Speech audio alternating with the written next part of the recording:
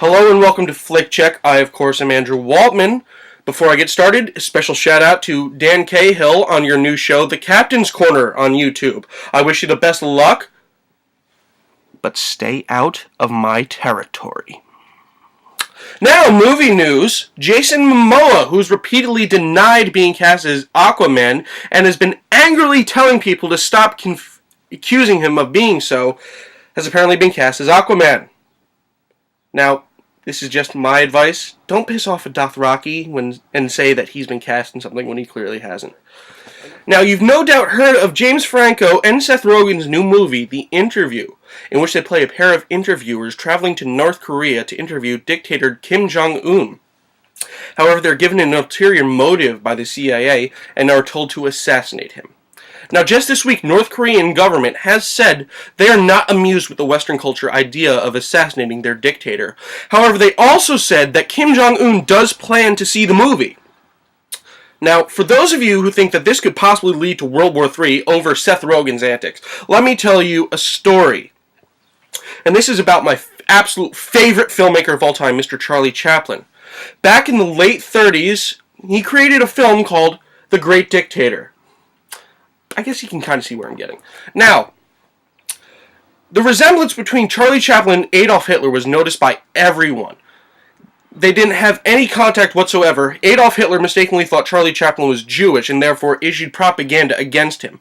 However, knowing how popular that Charlie Chaplin was and how easily he could spread his own messages, Hitler adopted Chaplin's mustache. Now, this was made before the United States was involved in World War II, so it was very controversial at the time, and it caused Chaplin to end up on J. Edgar Hoover's watch list, thinking that he may have been communist. However, after the war started, or at least our involvement began, Chaplin was hailed as a hero. Now, the movie was banned in Germany, but there are reports, and these have been confirmed, that Adolf Hitler was able to seize a copy of the film from one of the countries that they were occupying, and he had it screened in a room alone with only himself and a projectionist. Now, it is said that he watched the movie once, and then as soon as it was over, the only thing he said was roll it again. So we do know that he watched the film twice. However, history does not know what his reaction to the film was. And Chaplin went on record years later to say that he would have given anything to know what Hitler thought. Now, did this movie contribute any sort of violence to the world? No. It simply got some criticism for attacking Adolf Hitler before we were even involved in World War II. So, I don't believe that James Franco and Seth Rogen are going to launch a nuclear war based on their antics of, oh, we're going to go kill Kim Jong Un. It's a comedy. And if anything, Kim Jong Un might even have a laugh. Now I'm going to give you three very brief reviews. First off, 22 Jump Street. What am I giving it? An absolute check plus. Why am I giving it a check plus? Because it's absolutely hysterical. It's so subversive of what comedy sequels are. I've never seen a good comedy sequel. And there's none up here besides the Hangover movies, and that's just out of my need to complete a collection. Now, Jonah Hill, he's good. Channing Tatum, he's great.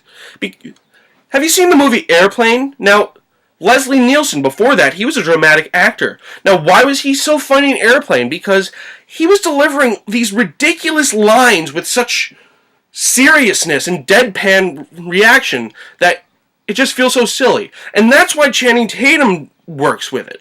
Because previously he's been in movies like The Vow, G.I. Joe, Fighting, which isn't even a movie, that's a verb. He's absolutely hilarious. Just the sound of hearing someone say, you doves, in that such a serious manner, that's hilarious to me. So, 22 Jump Street, check plus, go see this movie. Chef, directed by Jon Favreau and starring Jon Favreau. I liked it. The food looked good. The cast was well assembled. I just don't really feel like some of the casting choices were great. Now, Robert Downey Jr., he's one of the 5 actors that can guarantee my seat in a movie theater. And they put him in top billing like, oh, he's going to have this huge part. And he reduces down to one scene where, oh, hey, that's Robert Downey Jr. Oh, he's got a couple quirks. Hey, where'd he go? Oh, don't worry, you're not going to see him for the rest of the movie. So, Jon Favreau has assembled a good, funny movie.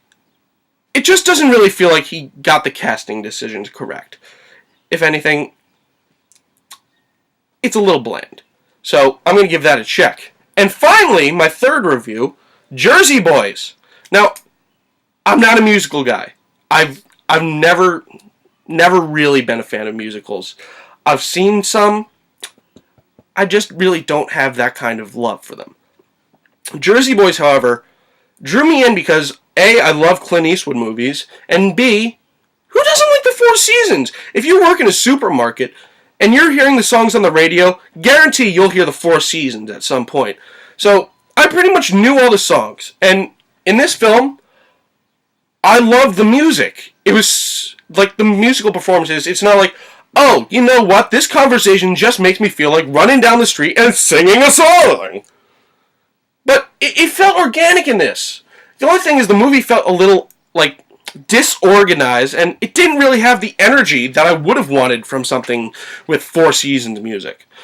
But, however, John Lloyd Young, who played Frankie Valli, gave an excellent performance.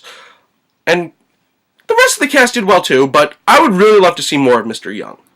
So, all in all, give that one a check minus.